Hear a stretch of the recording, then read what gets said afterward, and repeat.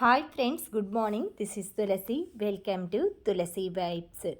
మీరు మినప్పప్పుతో దోశలు చూసుంటారు, లేదా రైస్తో చూసుంటారు, పెసరపప్పుతో, ఇలా రకరకాల అలసంద పప్పు, తర్వాత మిల్లెట్స్ దోశలు, రకరకాల దోశలు చూసుంటారు కదా.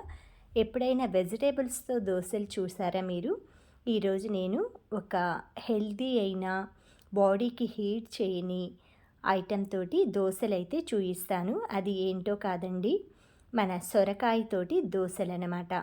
మనకి సొరకాయ ఏంటంటే హెల్త్కి చాలా మంచిది. వేసవి కాలంలో చలువ చేస్తుంది. అంతేకాకుండా అది క్యాలరీస్ కూడా లో క్యాలరీస్ ఉన్న వెజిటేబుల్ అనమాట. ఎప్పుడైనా మనం దీనికి కార్బోహైడ్రేట్స్ యాడ్ చేసేసుకొని, అంటే రైస్, మినప్పప్పు ఇవేమీ యాడ్ చేయము, ఉత్త రైస్ యాడ్ చేసుకొని చాలామంది సొరకాయతోటి అప్పాలు చేస్తూ ఉంటారు. అంటే కొంచెం జీలకర్ర, పచ్చిమిర్చి అవి వేసి చెక్కల్లాగా చేసుకొని కూడా తింటారు. ఈరోజు నేనైతే దోశలు చేసి చూపిస్తానండి సొరకాయతోటి. దానికి కావాల్సిన పదార్థాలు, తయారు చేసే విధానం అయితే క్లియర్గా చూపిస్తాను. సొరకాయ దోశకి కావాల్సినవి ఒక 2 కప్స్ రైస్ తీసుకున్నానండి.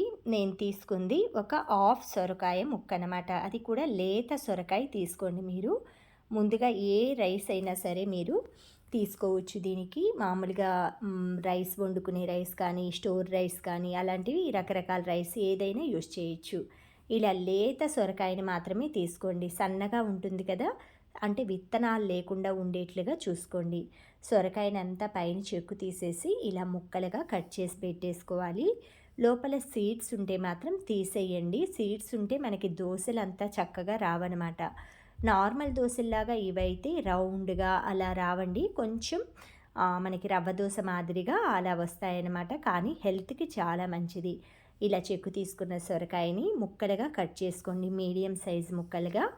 చూసారుగా, ఇలా నేను గోరుతో ఇలా ఒత్తుతుంటే గింజలు అనేవి అస్సలు రాలేదనమాట. లేతగా ఇలా పఫీగా ఉంటుంది.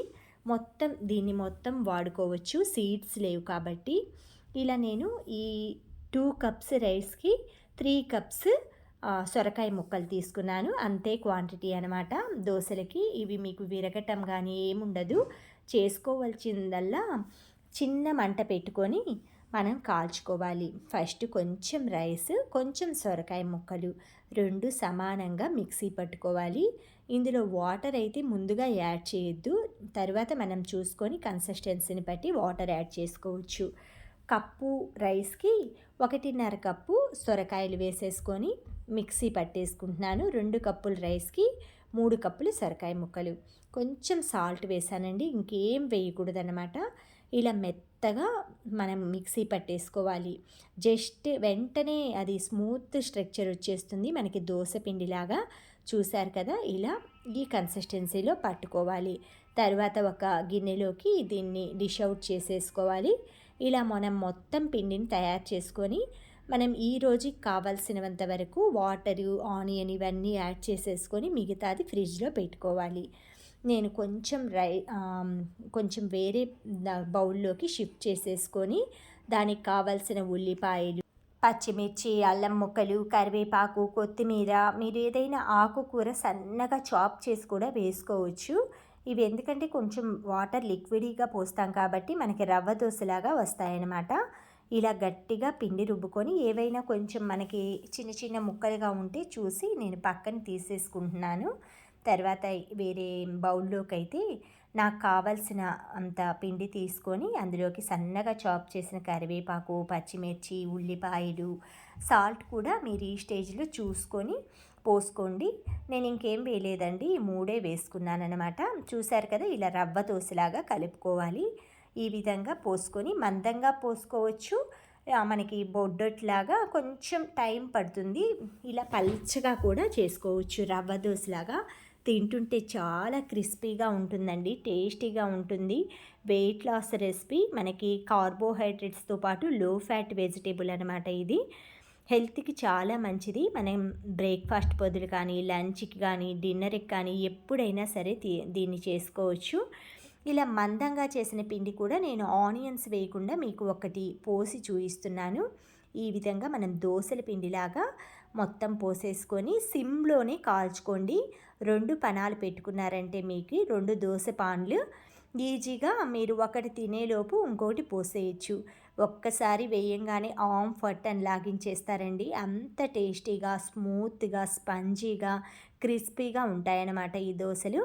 లైట్‌గా ఆయిల్ చివర్లో పోసుకోండి. చివర్లో పోసుకుంటే మనకి బాగా రోస్ట్ అయ్యి ఈవెన్‌గా అది కుక్ అవుతుందనమాట. ఈ విధంగా 2 పాన్లు పెట్టేసుకొని నేను థిక్‌గా ఒకటి, మందంగా ఒకటి అలా 2 ట్రై చేస్తున్నానండి.